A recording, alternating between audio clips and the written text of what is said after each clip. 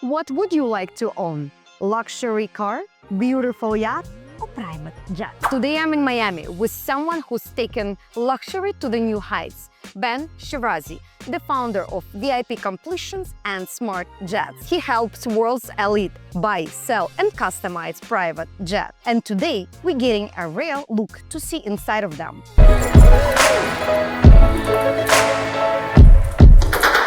Ben, thank you so much for your time.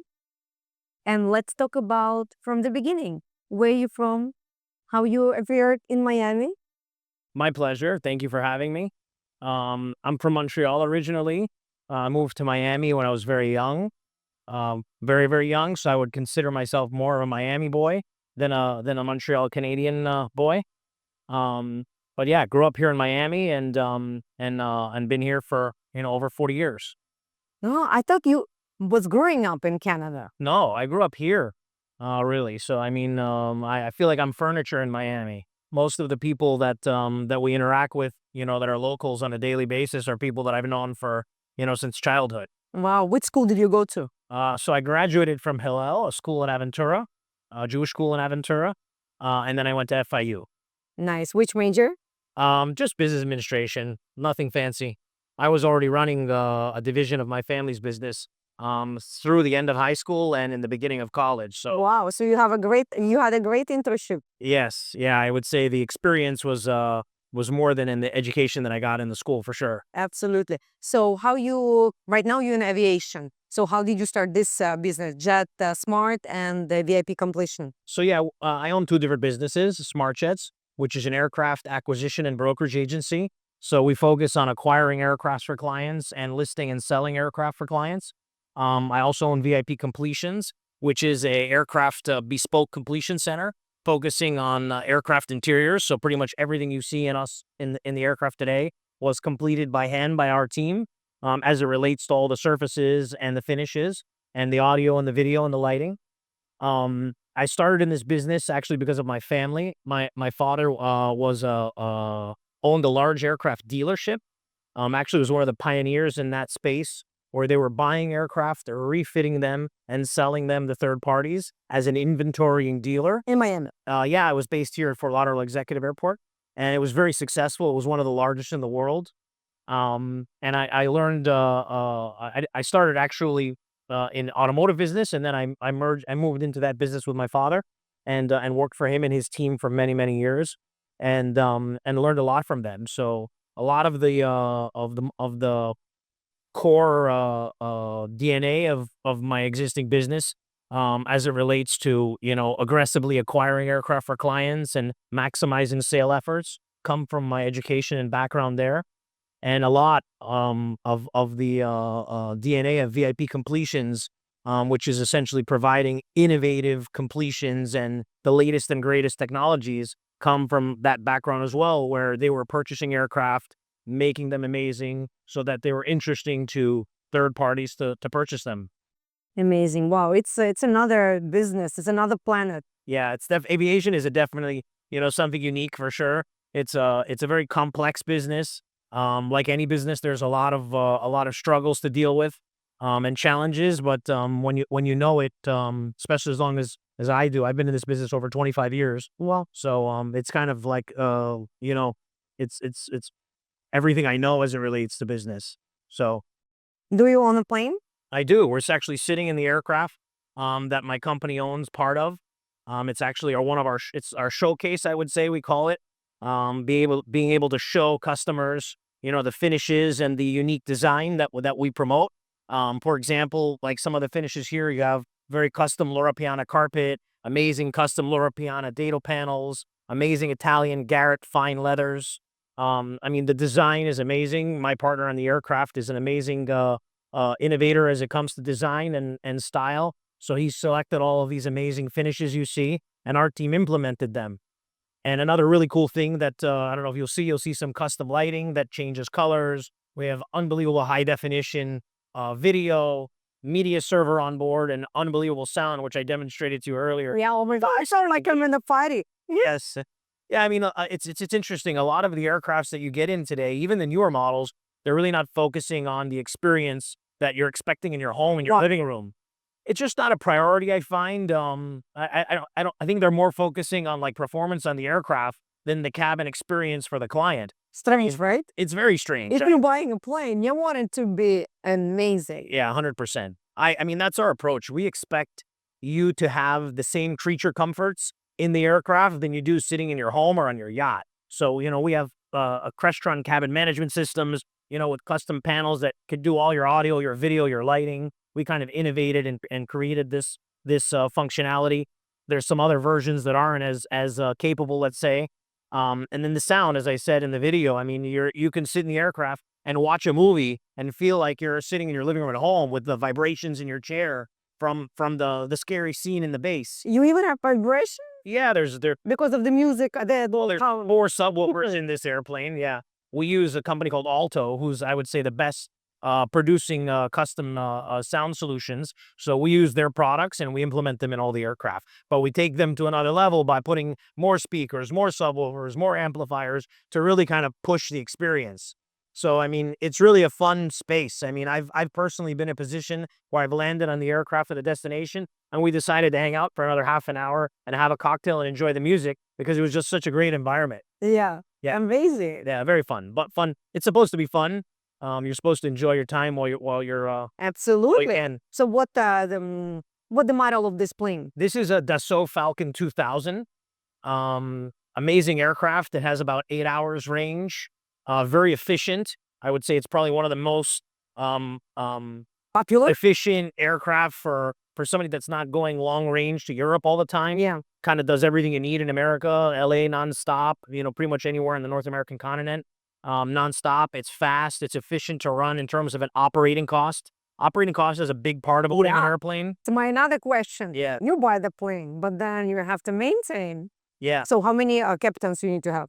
So you want to have 2 captains on salary to operate a normal operation, which is, over 200 hours a year. Also, depending on how many hours you fly will dictate, how you should kind of implement your team, and what kind of back end structure you should have. So that's an important part of it. And also stewardess. Yeah, I mean, you could take a steward on board. Yes, my wife loves to be in the galley, fixing drinks and having fun. So hopefully we'll get you a shot of the beautiful galley we created. We do beautiful stone surfaces and all the, an espresso machine, an ice maker, and a bar. So that's kind of all the fun stuff you'd want to be able to use for sure. Oh, you have amazing toys. Thank you. Thank you Right? so much.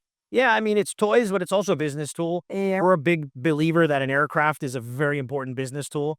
It helps executives kind of manage their schedule. An executive that runs a major corporation, or in today's world, people like Elon Musk, for example, that run 4 different corporations. How do you be 4 places at one time? A business jet is definitely one of the ways that to get close to achieving that. Yeah. I was watching on Instagram or on YouTube a video of where they tracked Elon Musk's jet's movement, and it's unbelievable. I mean, it's like constantly every day, circumnavigating the country. I mean, it's unbelievable, and you can see that it's an efficient tool for most entrepreneurs and successful executives. What about statistics? How many people own the plane in America? Do you know? Ooh, that's a tough one. I don't know. Roughly. I mean, obviously the percentage is, smaller, a small number compared to the population.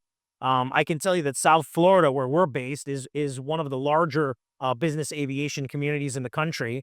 Here in Teterboro, New York, and the LA. But since the pandemic, South Florida has really kind of surpassed all of them. So it's a big hub for business aviation. How much is this plane? This aircraft probably would be on market something like $7.5 to $8 million. Where do you park it? So I'm lucky. I have a facility where we build these aircrafts and stage them for sale for our clients. So we park our aircraft here at our facility. But in South Florida, you have 3 major hubs. You have Fort Lauderdale International, you have Opa-locka, and you have Fort Lauderdale Executive Airport. So those are kind of the 3 big hubs here for business aviation. You also have Tamiami and Palm Beach. Palm Beach is massive also, but since the president, I would say uses it as a second home, it's much more complex for business aircraft to move in and out of there when he's there because of the restrictions at the airport. You cannot keep a plane on an airport, right? You can, yeah, for sure. I mean, this is an international airport. Fort Lauderdale International, I mean, you can see on the runway on the right is where all the main airlines are taking on and off from. So at most airports, there's a business aviation section, which has something called an FBO, which is a fixed base operation. And those are essentially the facilities that park your plane, fuel your plane, service it, like your bathrooms, your washing, your water, the basic necessities, almost like a marina for yachts, in a lack of better terms. And they have them in most airports across the world. The smaller ones actually won't have them because they're more geared towards prop planes and smaller aircraft. How much is the salary for the pilot? A good captain can make anywhere from $200,000 to $300,000 a year, depending the type of aircraft he's flying and how many hours a year he's flying. Mm. And stewardess? Stewardesses are probably somewhere in the 100,000 range, 75 to 100,000. Again, depending on who they're flying for. If it's on a charter, for a charter company and they're flying daily, they'll probably have a higher salary. If it's for a major corporation that they have, tenure for many years, they'll have a better salary. But it's for a basic, corporation, they're probably in that range. And the stewardesses do a lot on the airplane. They keep the airplane tidy. They keep the airplane stocked. They don't just serve. So also that's a big part of the back end of an aircraft is having a good team. If you don't have somebody, for example, on payroll, like a stewardess, that can stock your airplane, make sure you have all the drinks you like, the snacks you like, make sure that every time it comes back from a flight, it's cleaned up, it's ready for the next flight. A mechanic team usually does a walk around and make sure everything is safe so that it's ready to go the next moment. So let's talk about safety. Yeah, we're seeing on the news here and there things happens, but what is statistics? How safe is it So, on I mean, listen, private planes? aviation in general is extremely safe. If you look at the percentage of accidents versus the amount of flights being, happening, it's much more dangerous to get in your car and drive on the highway. Yeah, especially here that's what I heard. especially in 95. Yeah. So- Actually, I heard it's the most dangerous one in the US or something like Definitely. that. Something at the top of the list, I'm sure.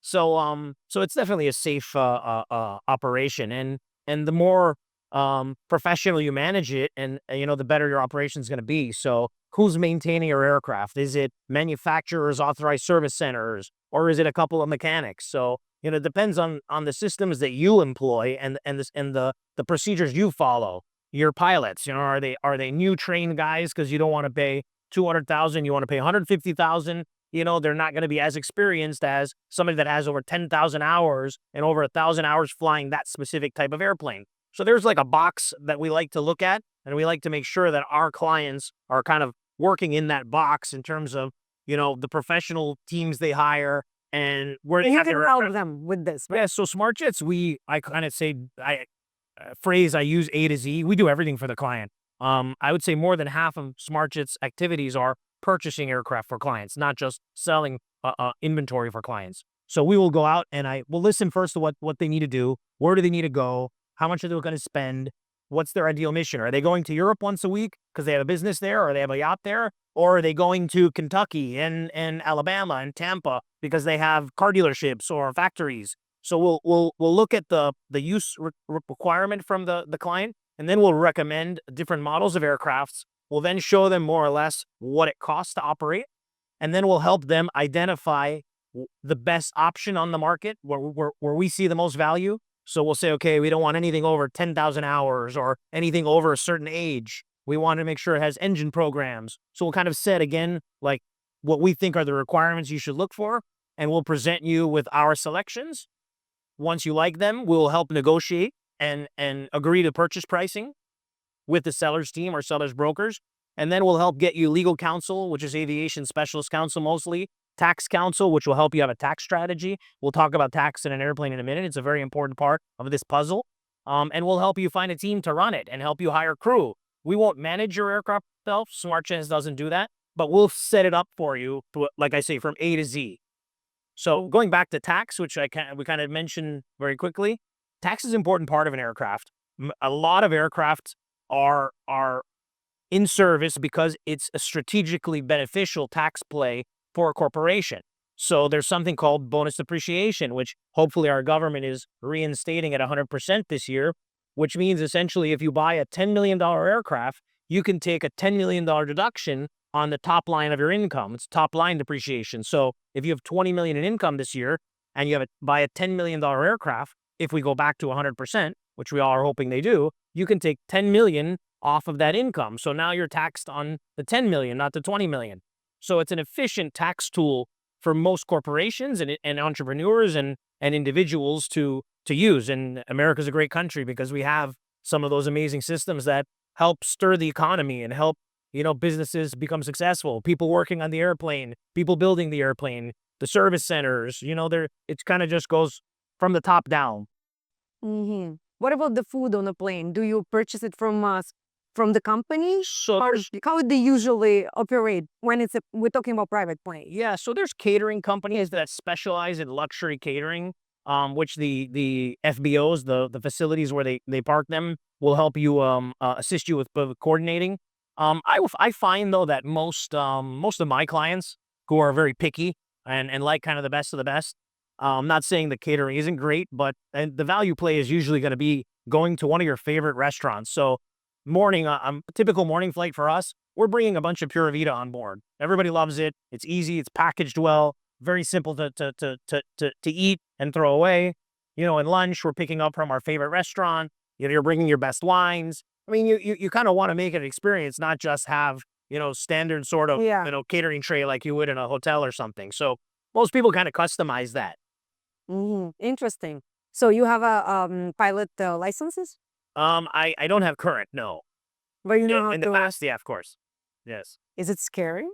Flying an aircraft's actually safe. It's not, like we said, it's not scary. The more you know, I think the more comfortable you're going to be in an airplane. I have a lot of friends who have a wife or a friend or a gentleman that's scared to fly, and I feel the more we educate them on what's going on, the more comfortable they are. So if they feel the airplane bouncing through turbulence, and you explain them that it's air pockets or it's small, you explain them the actual fact of what's happening, they get more comfortable with it. And if you also explain them the aircrafts are built to withstand unbelievable stresses. So the aircraft itself is extremely safe.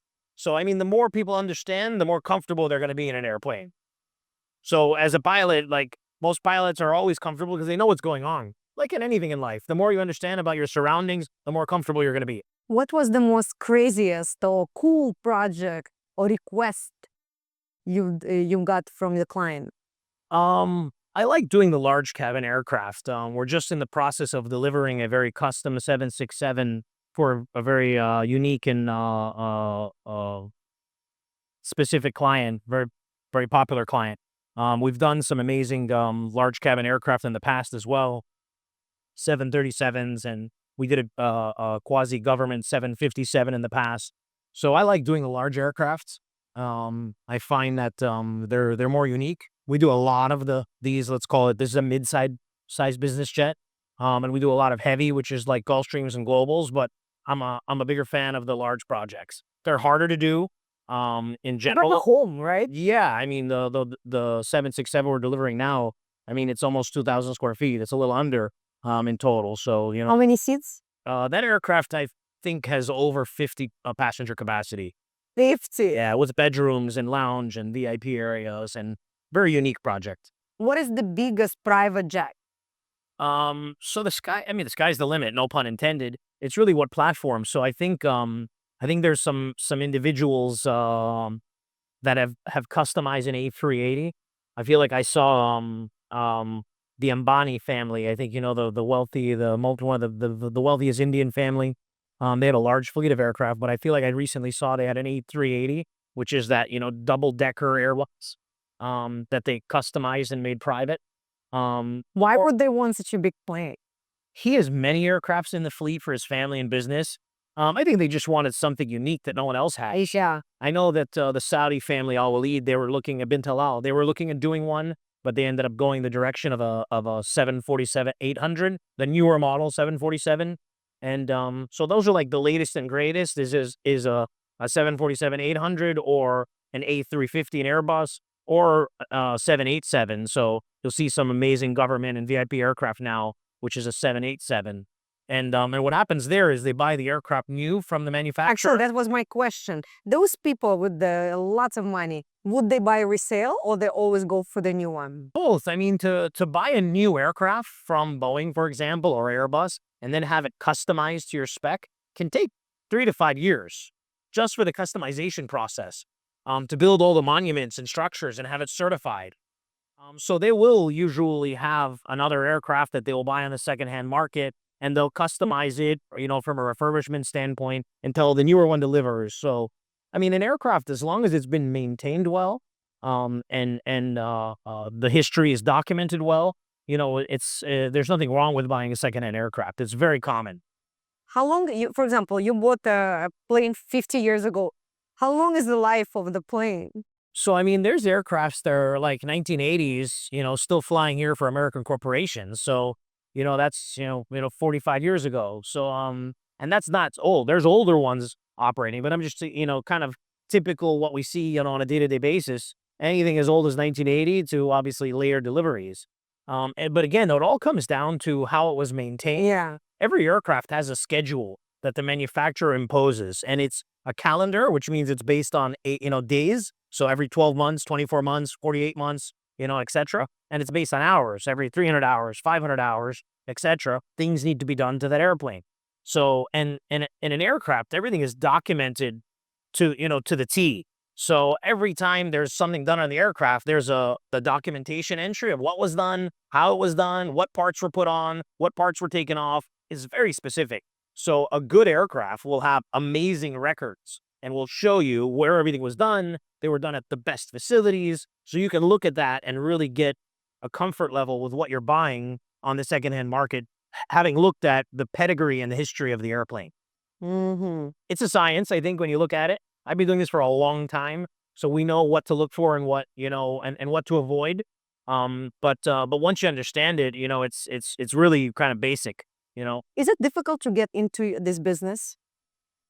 Um, it's difficult to be good in this business. A lot of people try. Strangely, it's not regulated as it relates to, being an aircraft broker. Anybody can love aviation, decide they want to try and be an aircraft broker, and some succeed and some don't. But to know the industry and to know the business, like anything, it's experience. Yeah. The longer I've been doing this, the more I know.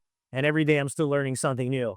So you're a broker, right? So Smart Jets is a brokerage agency who acquires and sells aircraft for clients. Is it the same commission as a real estate? No, it's not. It's less, believe it or not. Yeah, unfortunately, because it's not an organized group. Like there's smaller groups, but it's not like massively organized.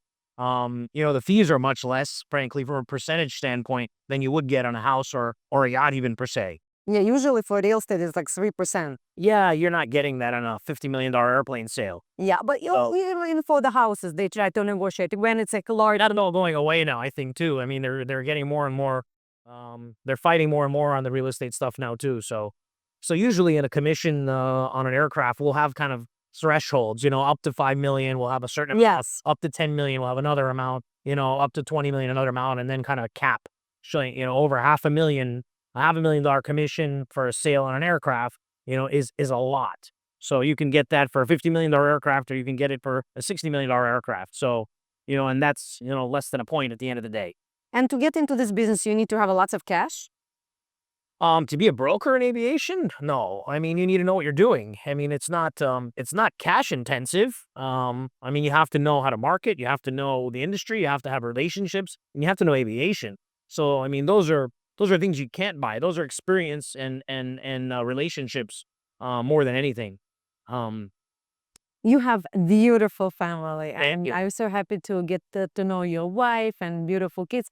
They spoiled, no? You're taking them on the private jet everywhere? A lot, yeah. When we fly on our family trips, we fly privately most of the time, within the United States and the Caribbean. When we go internationally, we'll fly on an airline, and we'll charter kind of within the international location. So we'll fly to Europe on an airline and then charter within Europe. Would you like them to be in the family business when they grow up?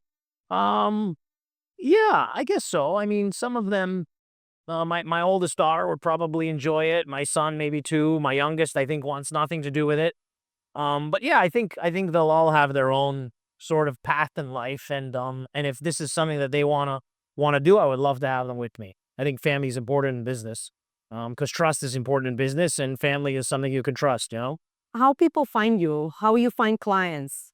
So we do a lot of marketing on social media, and we do a lot of target marketing to aircraft owners via databases and our own databases.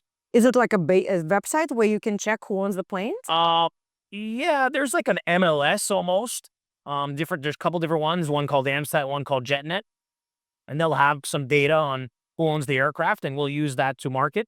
But also, majority of our transactions, whether it's acquiring or selling, are repeat customers or referred customers by an existing customer. So most of our customers are very happy with what we do for them, so they'll refer a friend. You know, everybody loves to say, "Oh, you got to use my jet guy. Give him a call. He knows the best." So Yeah. a lot of it is relationships and word of mouth, and referrals. So how aviation changed recently in these 2 years?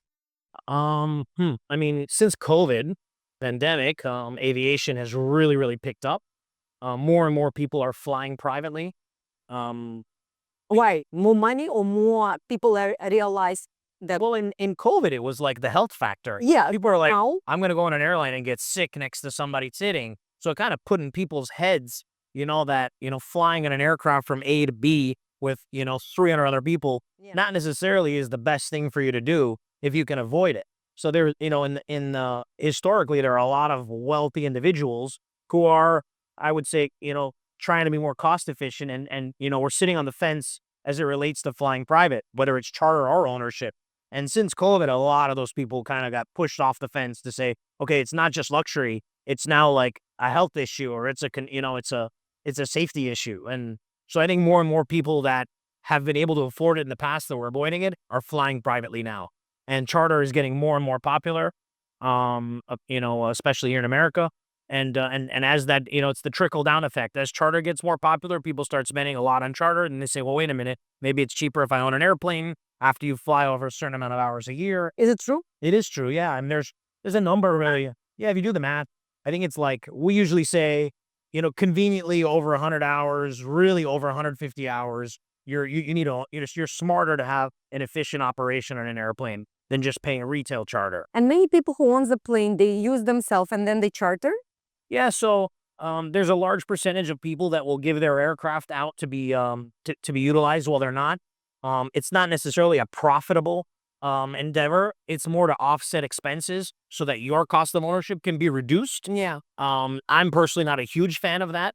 Although it's very popular and a lot of people like it. So I'm more a fan of the client having a personalized asset and using it personally for them or their businesses. So that's kind of more the direction that I see our clients going. And most of your clients, they become your friends? Yeah, I mean it's rare. It's strange if not. Most of them become very good friends, personally, not just business related. We meet some amazing people as you do, in your business. So very fortunate as it comes to that, and I take care of my clients like I would be doing something for myself. So I think most of my clients kind of see that, and we create a personal relationship, and most of them are long term. I mean, it's very rare that we have a client that interacts with us on a business level, either through SmartJets or VIP, that doesn't do something with us again in that space. If they are doing something again in that space, so the a lot of our clients are repeat customers with us. Mhm. Could you name some big names you work with, you've done planes for? Yeah, I mean, it's tricky. There's people that you probably wouldn't know. I mean, the ones that you wouldn't know are the ones I'd love to mention, and the ones that you would know are the ones I can't mention. Yeah, yeah. So unfortunately, it's not much info I can give you there. But our client is more like a private entrepreneur, younger guy. No celebrities. No, I mean we deal with celebrities, but majority of our businesses is younger entrepreneurs. Younger. Why younger? Because we're pushing innovation, cooler design, more amenities in the aircraft, and that's kind of the younger generation. The more corporate folks are not as focused on, big corporations on the amazing design and the details and finishes. It's a business tool to get their teams from A to Z. Yeah. Our clients like the best of everything, younger entrepreneurs. They want their houses looking amazing. They want their yacht looking amazing. They want their business aircraft looking amazing. So, their palette kind of gets streamlined throughout all of their assets. Do you like living in Miami? I love Miami. It's my favorite place. If it would be not Miami, where would you live? Well, that's a tough one. I couldn't imagine living anywhere other than here. Especially at my age in life. I mean, maybe at some point over down the road, I'd love to be, spending more time in Europe. I love Greece. Oh, we could hit Greece. Interesting. Why Greece? I love the people. I love the culture. I love the food. I love the islands. I'm an Aquarius, so I'm a water-based person. I like to be by the ocean, and Greece is one of my favorites. But I love all those islands. The Turkish islands are amazing. The Croatian islands. I mean, where I love Europe. So how often you travel with your family? So Not for business, for vacation. all the typical holidays. We were in Bahamas on their spring break. We were in Aspen on ski week. Are you good skier? I'm actually not anymore. I used to be a big skier, and I'm Black, very elbow blacks? yeah. When I was younger, I used to go on blacks all the time, but now I'm not. I'm not so active in there. I'm more of an après ski specialist, so I enjoy the other part of the mountain life. Yeah. What is the best ski for you? I mean, I love Aspen. If we're in North America, I think it's amazing. The people are great. The food is great. Yeah. The mountain is great. Um, the culture is cool. But obviously in Europe, I love St. Moritz. I love Courchevel. It's a different world completely. Those are kind of my favorites on there. And in the summers, we take our kids to Europe. Most of the time, like we plan to do this summer. So yeah, I like to show them the world. I like them to have culture. So Yeah. last summer we did a lot of Greece. We did Italy. Um, and we did London. This summer we're doing Ibiza, we're doing Greece, we're doing Croatia, and Paris, their first time in Paris. So I like them to kind of see the world so they have culture and they're broad horizons. When they're older in life, they want to be able to say, I've been there, I know, Yeah. I know. You're not impressing me. Yeah. I've done, my father did everything for me. Yeah, you want them to know the world. Yeah, I mean, the world is a big place, and the more you know, the more educated you are, I think. No, I agree. I agree. What about you? You're constantly evolving. Are you studying something? Do you like to read? Are you listening podcasts? Yeah, I listen to podcasts. I'm always looking at different business strategies. I mean, I love entrepreneurship. I love kind of I love the people that I meet that are entrepreneurs. I get a lot of my information and structure from them. I mean, as you can imagine, the clients that I deal with on a daily basis are the top 1% of the world as it relates to their brain power and operators and entrepreneurs. So I mean, for me, it's a wonderful thing to be able to have peers that are very successful. And I mean, I'm a big believer of I'd rather be the dumbest guy in the room so that I can learn from everyone around me. And I agree. yeah, I'm the same way. Yeah. I want to be motivated, pushed, and for sure. And when you have a lot of amazing people around you, it's easy to do that. I mean, one of my customers, a dear friend of mine, every morning he's calling me, "What are you doing today? Get to work, get going, get moving." And he's just a dear friend and pushes me a lot. And I have a few that are like that. Everyone's always that's interesting. yeah, Maybe when he's doing this, he motivates himself. 100%, 100%, definitely. Cool. So what else are you doing in your free time? It's not much free time. I have 3 kids, as you know. So between the 3 different businesses that I run, 3. So yeah, the third business we didn't mention much. Yeah. Is I own a company called Global Capital USA, and we finance and lease aircraft. So it's aviation as well. It was just kind of a vertical that we had to explore and integrate.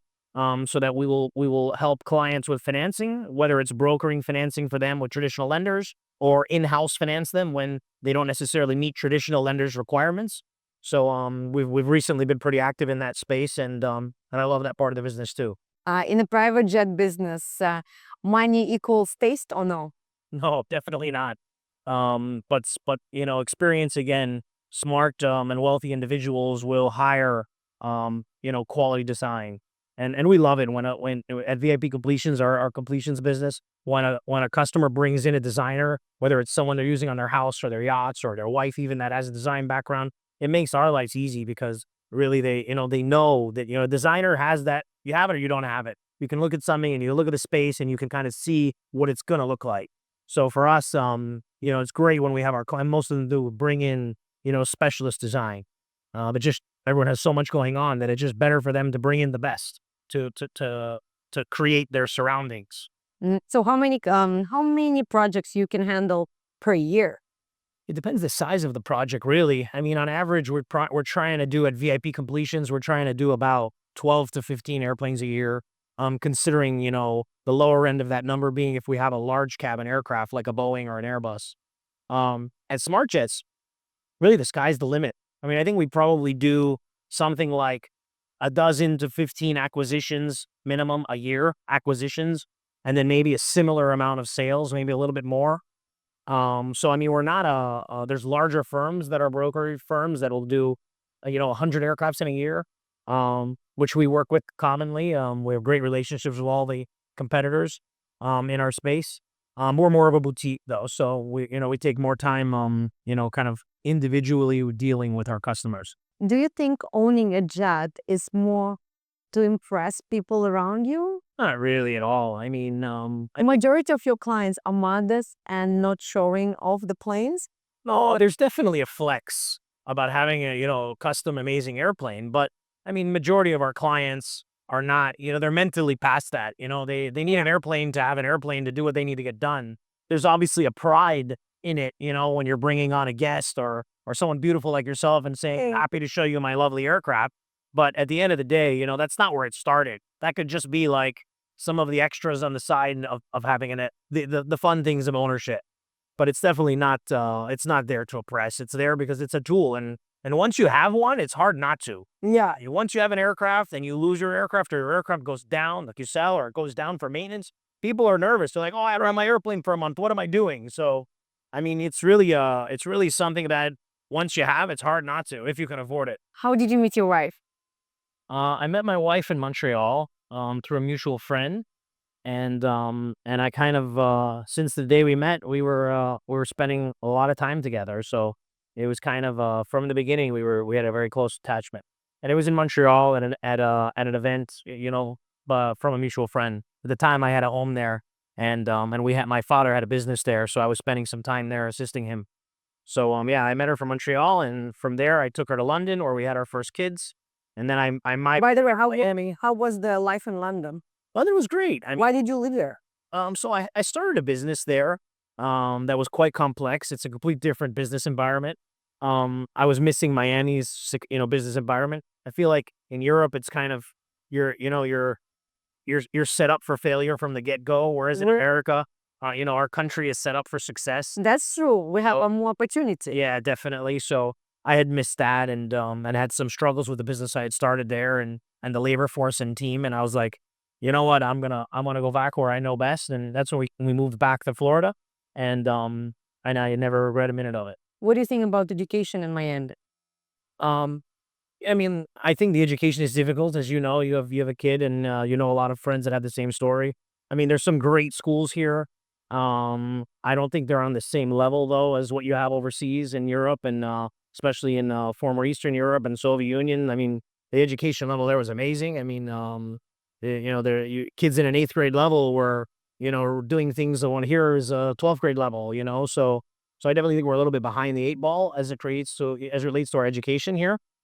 But the lifestyle is great for the kids. Yeah, great weather. Yeah, Miami especially. I mean, Miami's a wonderful place for kids, I believe, as long as you're in a safe area. Yeah. What is your favorite restaurants in Miami? I love. I'm friends and I love the major food groups restaurants. So Carbone? I love Zzz's. I love Carbone. I love Chateau Zzz's. So those are my favorite. My go-tos, I would say. Do you go out a lot? No, I try not to too much, really. Maximum 2 nights a week, Oh, that's a lot. more or less once a week, and usually on a Thursday or Saturday we'll go out, and it's usually like I said with customers who are friends, so that we'll go to dinner together and have fun. I don't go out and party anymore. I don't have the energy for any of that stuff. Nobody has that. Yeah, for me a party night is like dinner till 12 or 1 or something. That's late night for me. Yeah. Oh, we hang out on your jet, Yeah, having a nice chat. yeah, for sure. And do you want to show me your beautiful horses? Sure, yeah, we'll show you around, and also we'll get to show you the shop and some of the other cool stuff we're getting. I'm excited. Yes, wonderful. Let's go. Let's do it.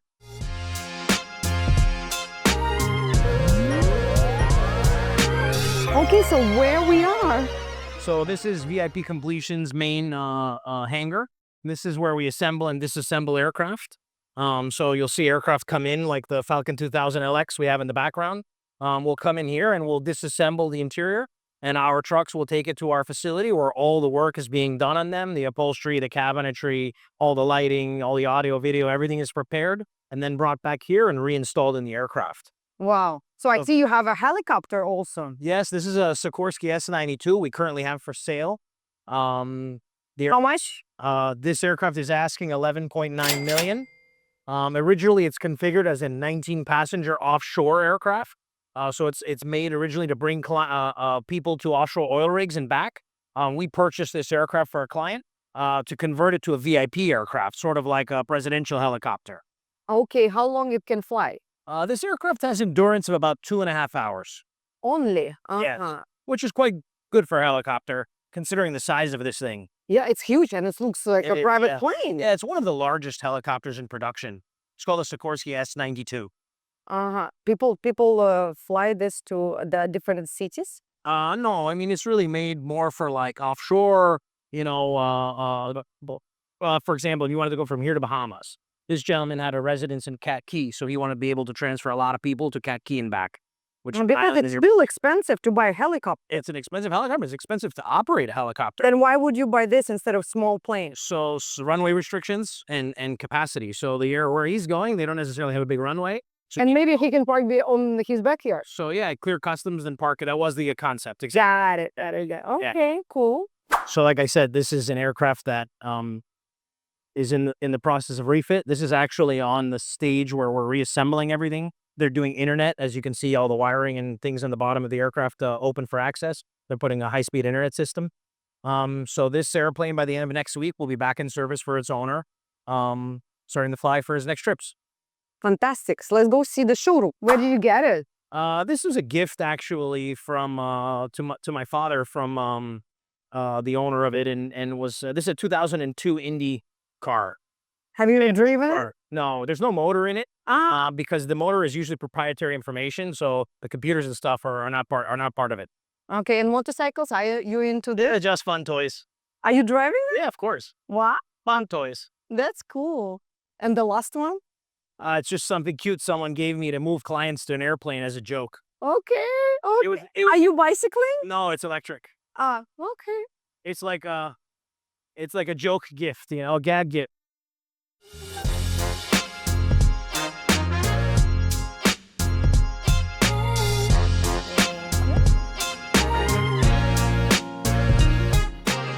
So this is our customer lounge, and also where our design area is, where our customers will come in and or their team and pick materials and. Most of the time, the clients come to themselves, or they have a team. So it depends. So they'll have designers come in and pick a lot of materials half the time, and then the other half the time the client will come in and pick materials themselves.